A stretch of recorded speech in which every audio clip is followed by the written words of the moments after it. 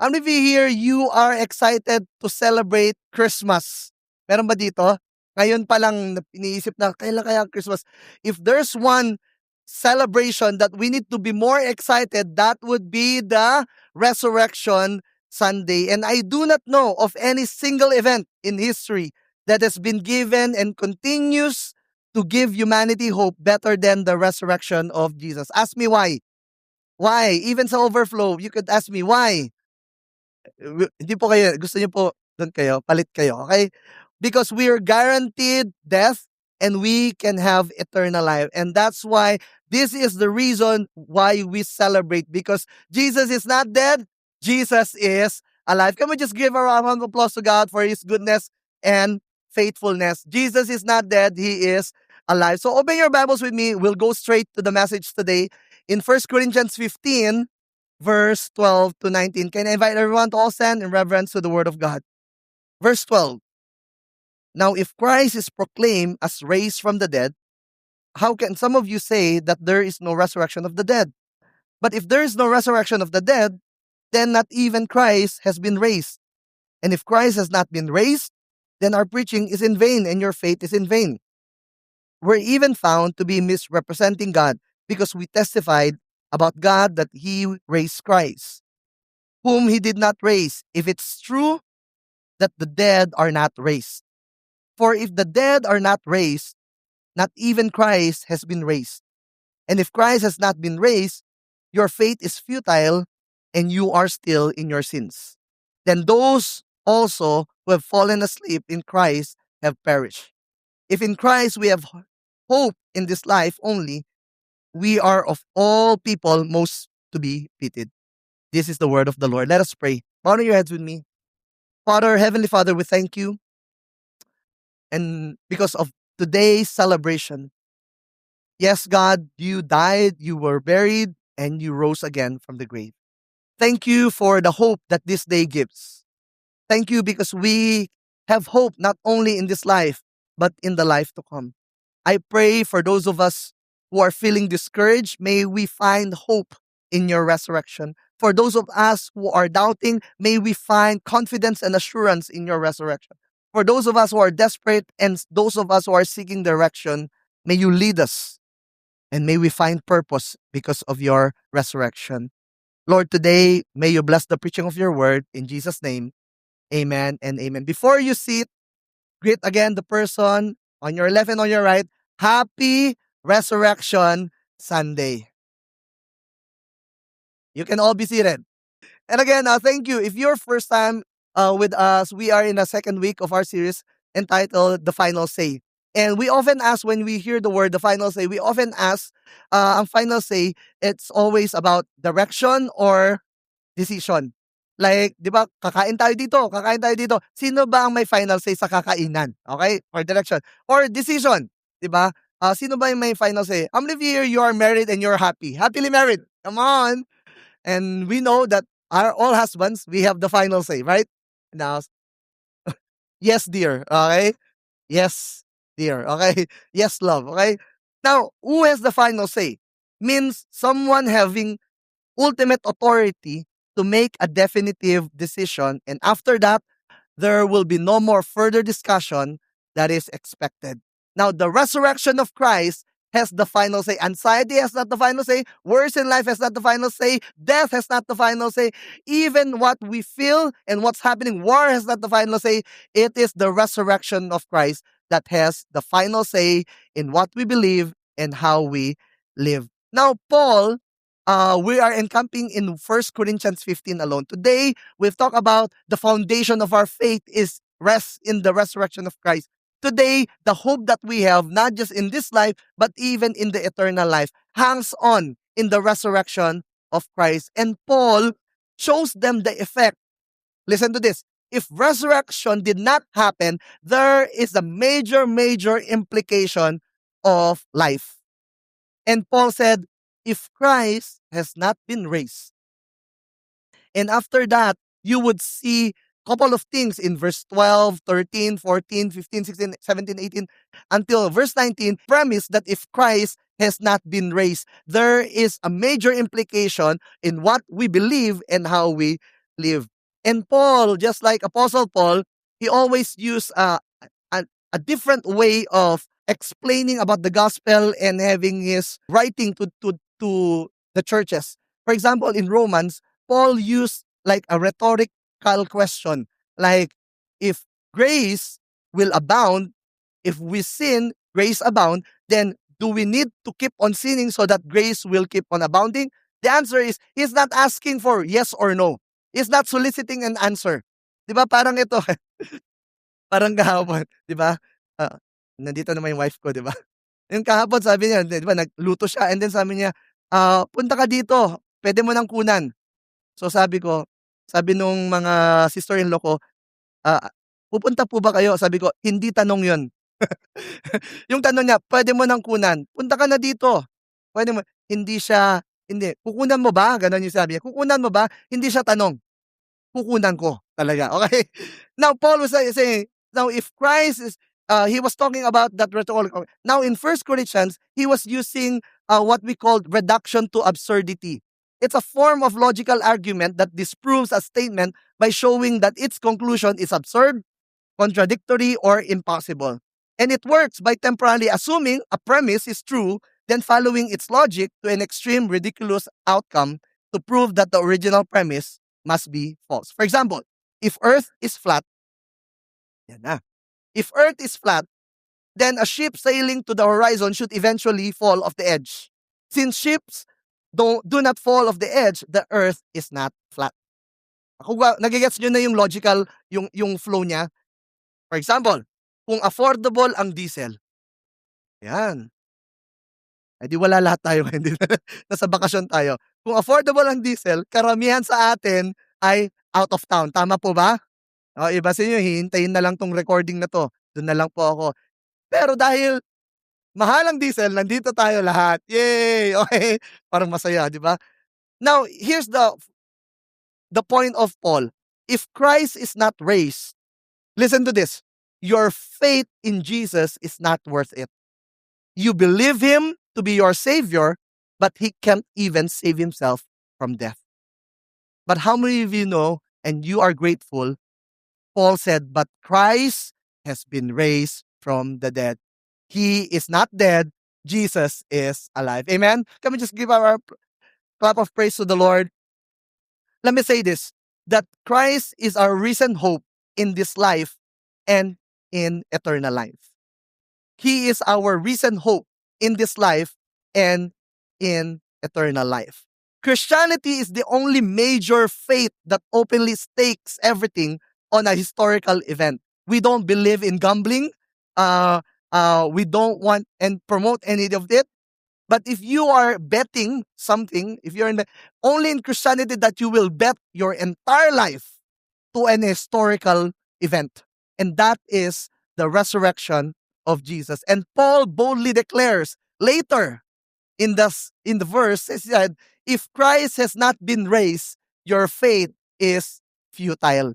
It's not misguided, not incomplete, but futile. Ibig sabihin po ng futile, empty, worthless, and useless. May katabi ka bang yung faith niya grabe? Diba? Grabe talaga, nakakahawa. Yung packet pa lang ng escalator, nakataas na yung kamay niya. Diba? Sa guard pa lang, saan po kayo? Mag-church. Diba? Nakaganon na. Meron kayong katabi na sobrang nakakahawa yung faith niya. Now, if Christ has not been raised, kahit gaano pa kalakas yung faith mo, your faith is worthless, useless, and meaningless. And we can fully celebrate. Why is that? There is no like kind of celebration in our nation. Because we celebrate a dead Jesus in our nation. But Jesus died. And yet he did not remain dead. On the third day, he rose again. And there's an implication of those people who witnesses the resurrected Christ before 2,000 years ago and even today. Therefore, we can fully celebrate resurrection if we understand what hangs in the balance. What does it mean for our faith not to be futile? First, in verse 14. He said in verse 14, and if Christ has not been raised, then our preaching is in vain, and your faith is in vain. If resurrection did not happen, our preaching is in vain. It means meaningless. It means useless. Do you have someone beside you na grabe mag-preach? 'Di ba pagkasakay sa Grab, "Kuya, save ka na po ba?" 'Di ba parang yung namamasada, gusto ko lang naman mamasada, 'di ba? 'Di ba nasa motor, 'di ba? Pagkaangkas mo, "Kuya kung madisgrasya tayo dito, save ka na ba?" 'Di ba? Meron tayo grabe, but your preaching is useless, it's worthless, it's in vain if Christ is not resurrected. If Christ stayed dead, the apostles preach a lie message. The gospel becomes false advertising. Alam niyo po yung false advertising? 'Di ba sabi nila, "Bilhin niyo po si sir, magpapaputi." Ba't kayo nakatingin sa'kin? Hindi nag-work, hindi joke lang, okey.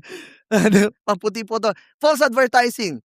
The faith becomes misplaced optimism, parang positive thinking lang, and it has no power. Imagine this, in a stadium, in a conference, for example, campus conference or Go conference. Imagine this, the crowd waiting and people, and a speaker walks up and the microphone, he got the microphone and the microphone isn't connected. No power, no sound, no effect. And the same goes when it comes to resurrection. Without resurrection, preaching is just words without power. With resurrection, preaching becomes God's announcement that death has been defeated.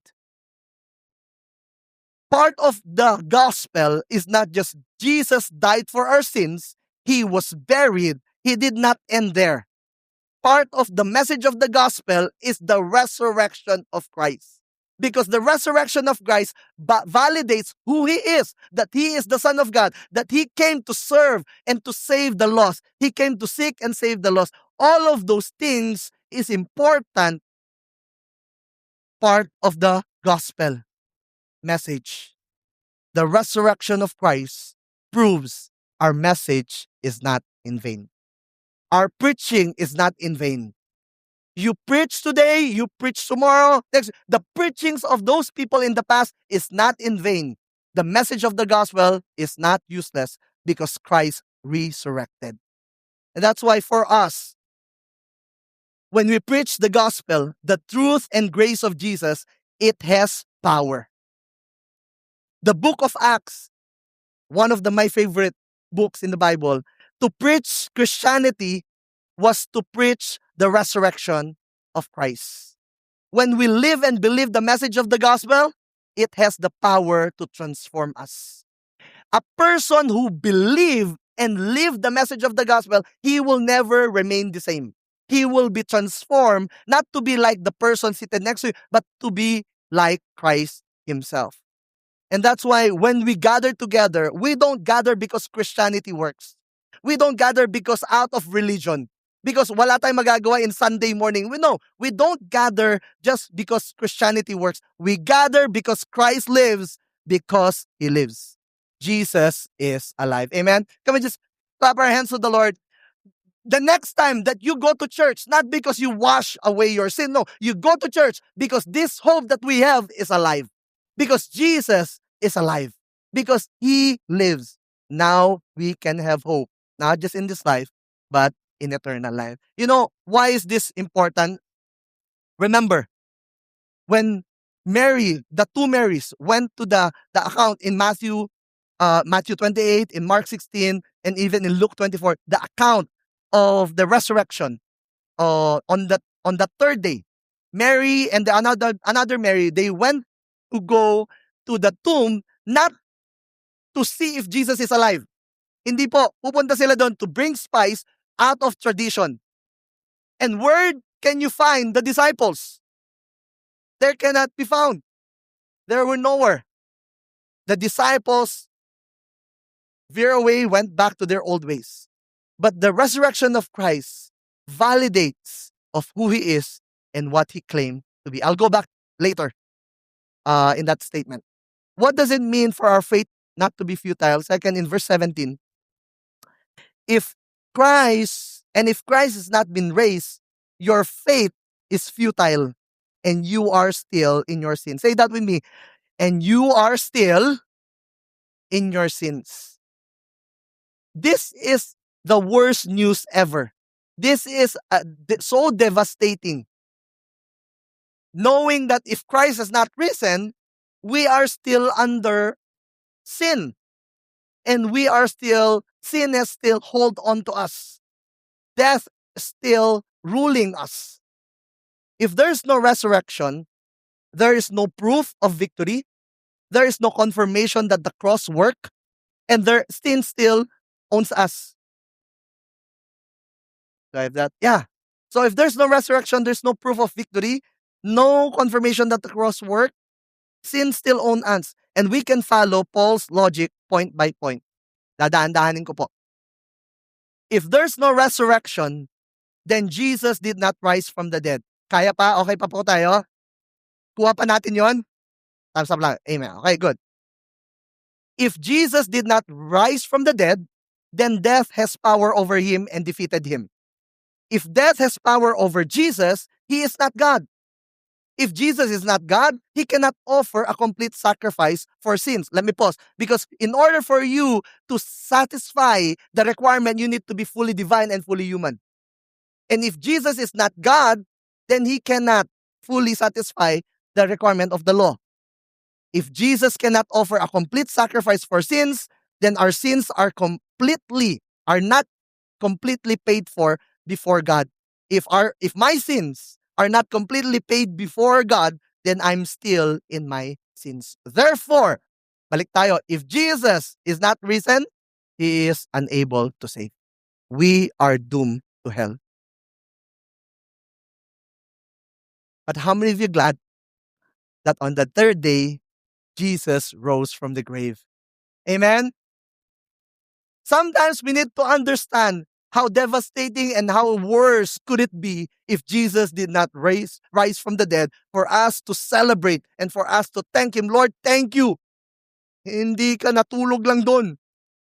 Diba? Nabuhay ka. Kaya po, Pasko ng muling pagkabuhay. There's a celebration. Why? Because He resurrected from the grave. And that's why last week, I'm so tempted to preach on this last week in verse 4, 1 Corinthians 4. Let's just go back. 1 Corinthians 4, he said that he was buried and that he was raised on the third day in accordance with Scripture. There are a lot of many things that we can learn about the resurrection. And there are many theories. Listen to this, friends. Many people will not debate on the birth of Jesus. Right? People will not debate that Jesus died. They will debate on Jesus' resurrection. And there are many theories na hindi raw talaga resurrected Christ to. Yung isang theory raw doon ay yung isa ay may kadouble si Jesus. Nung ipapako na siya sa cross, pause, cut, direct. And then pumasok yung kadouble. Tapos yung di ba nakakatawa, di ba? May kadouble. Yung iba raw, maling tao pala raw yung pinako nila. Ibang Jesus. Kasi normal yung Jesus that time na name.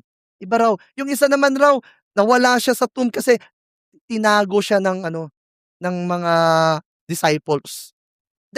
Why is that there are many people trying to invalidate the resurrection of Christ? Why? Because if Christ resurrected, then the resurrection of Christ has the final say. The resurrection of Christ validates who He is, what He claimed who He is, and what He came to do. That's why going back to the verse, He was raised on the third day. Say with me, on the third day. On the third day. For us, on the third day, what's the implication for us? We don't understand. But for them, the focus is on the third day. Say, on the third day. An average walk for a day in biblical times is 8 hours. A walk of 32 kilometers. Hebron to Bethlehem.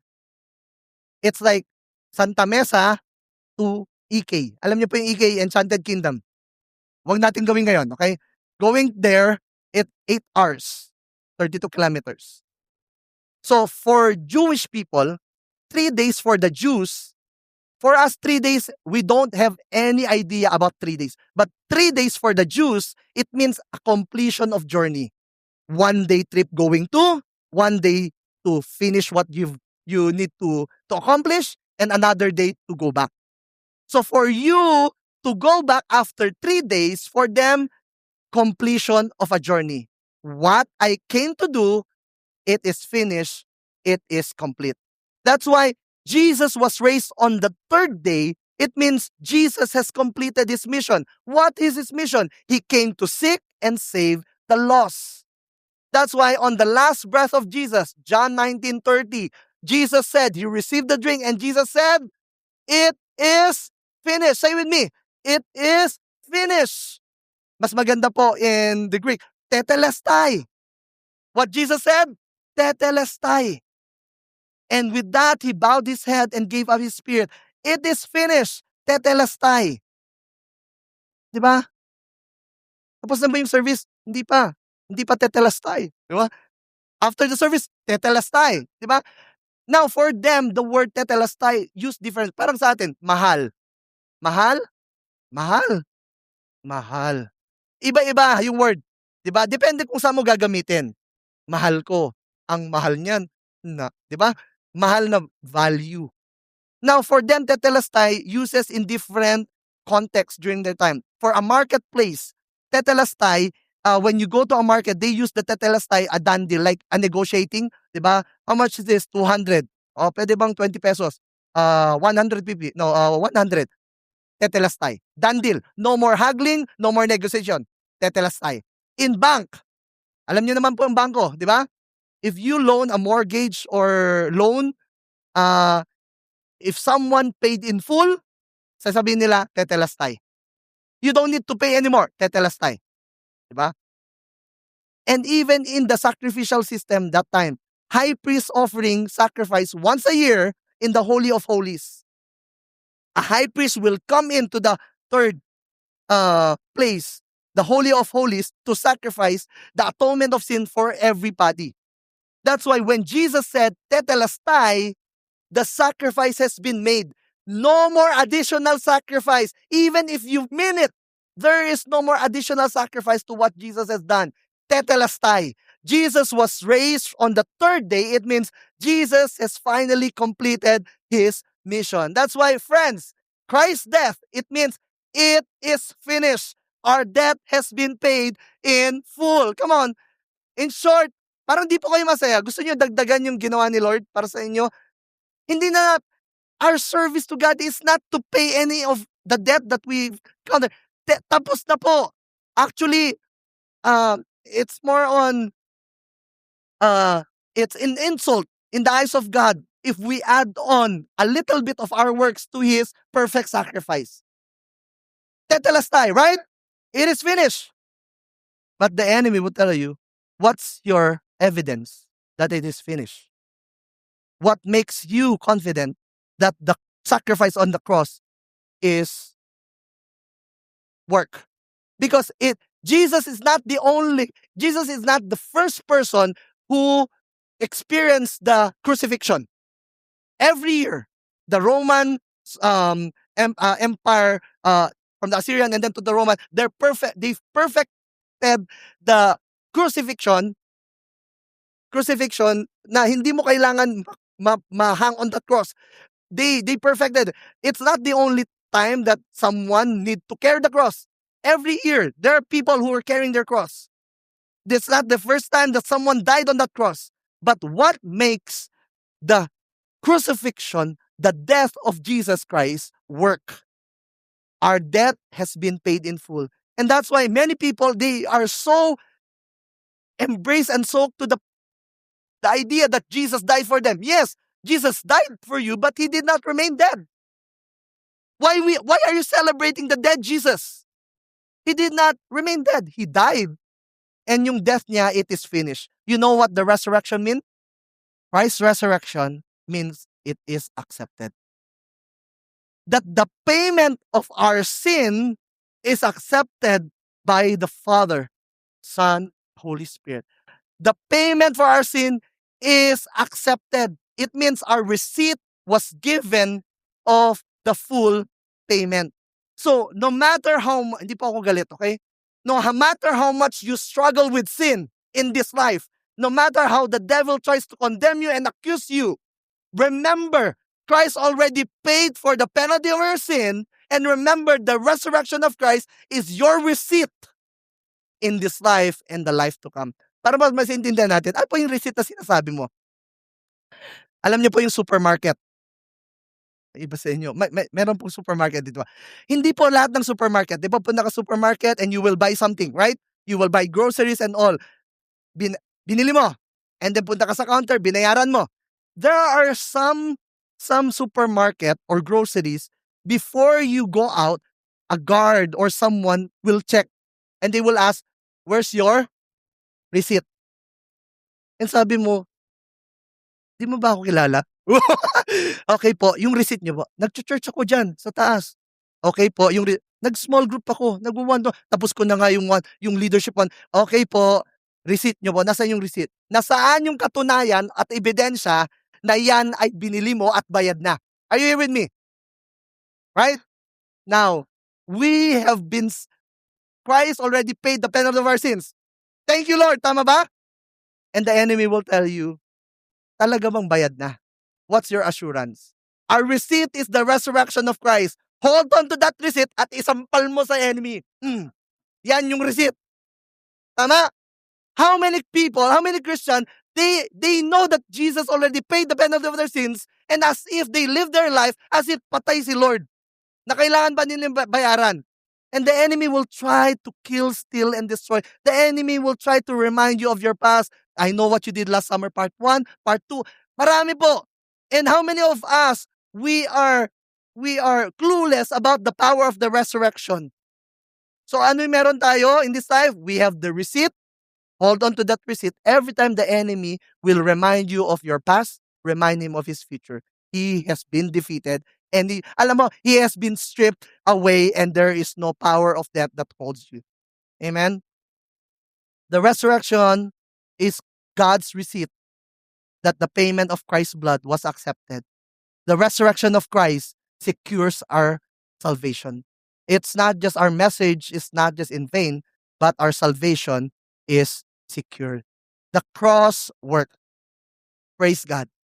We were forgiven, and we are forgiven.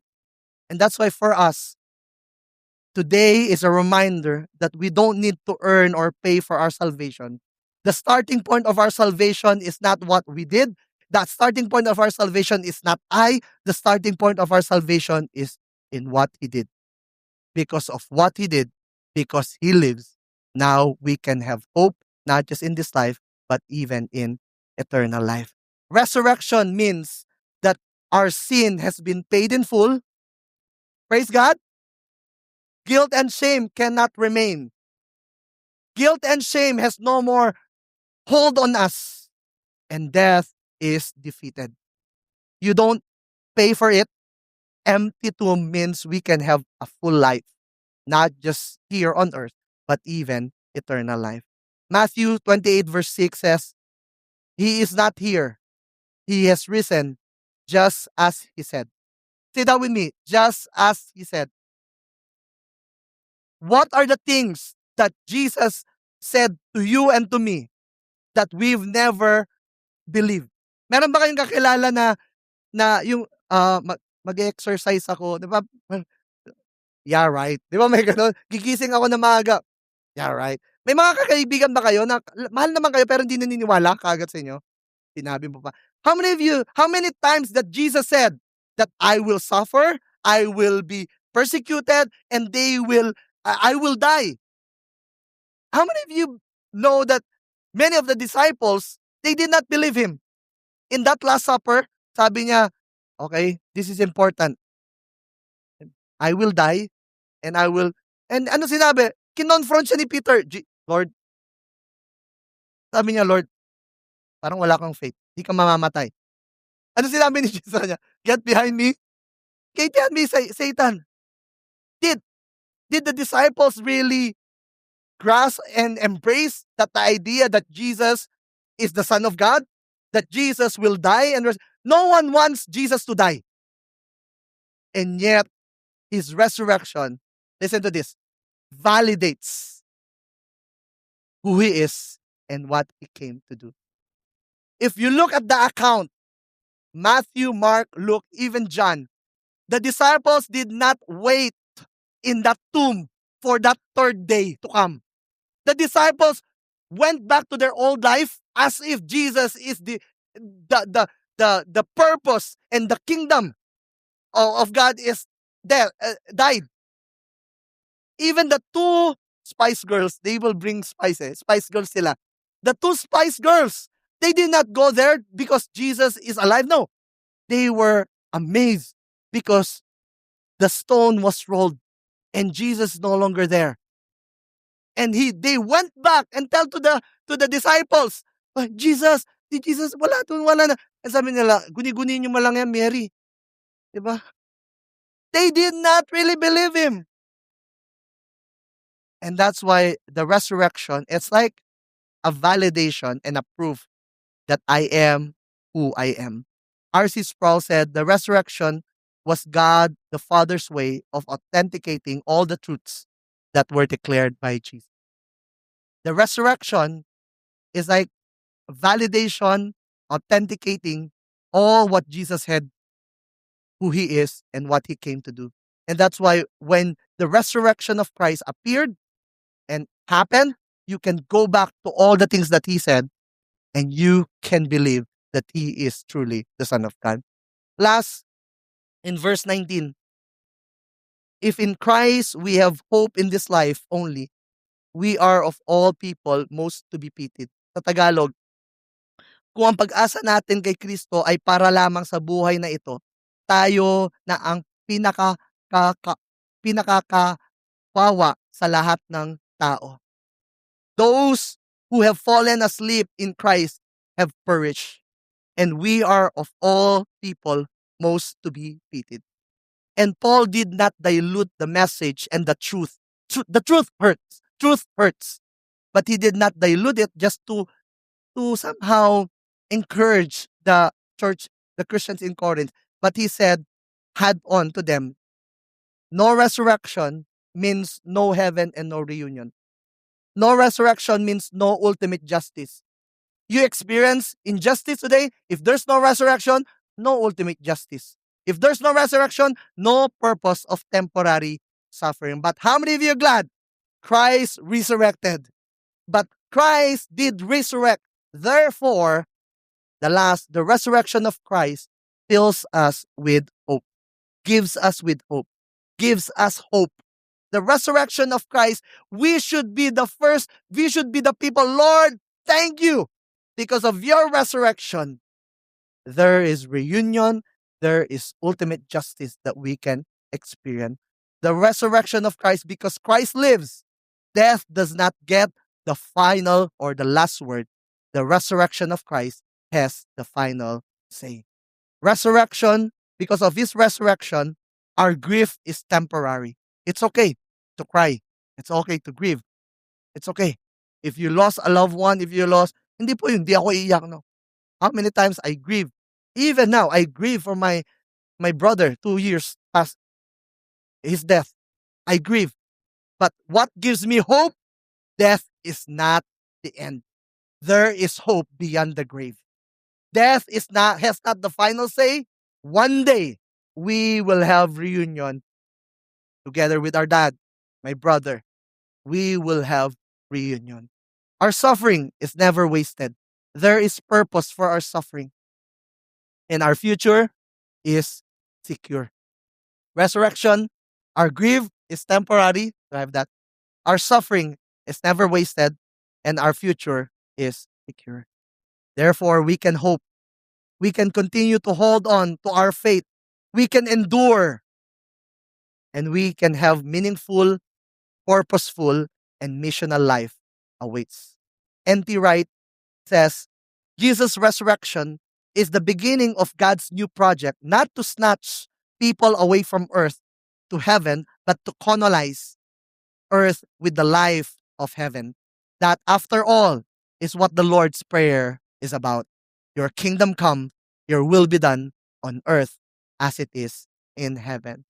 So, friends, church community, because Christ is risen, our message is true, our salvation is secure, and our hope is alive. Jesus is alive. Amen. Let's just clap our hands to the Lord. Let me call on the keyboardist to join me here, and then we'll take time to pray. Verse 5 to 6 of Matthew 28. But the angel said to the women, do not be afraid, for I know that you seek Jesus who was crucified. He is not here, for he has risen, as he said. For those of you who are doubting, may this be a reminder for you that the tomb is empty. Christ has risen. For those of us who feel the burden that we're carrying as if there's a dead end to our life, remember, it is impossible for the stone to be moved away, but the stone is rolled away. It means Christ is risen, has risen. You don't need to carry the weight of the world in your shoulders. Christ did. You don't need to carry the weight in your family and be burdened by what's happening in the entire world. Jesus is ruling, he is reigning, and he is in control. And for some of us who are afraid of death in the future, death has been defeated. Today, we don't celebrate an idea. We celebrate a living Savior. Hope is not abstract. Hope has a name, and his name is Jesus. Let me say that again. Hope is not an abstract. Hope has a name, and his name is Jesus. Let's just all stand.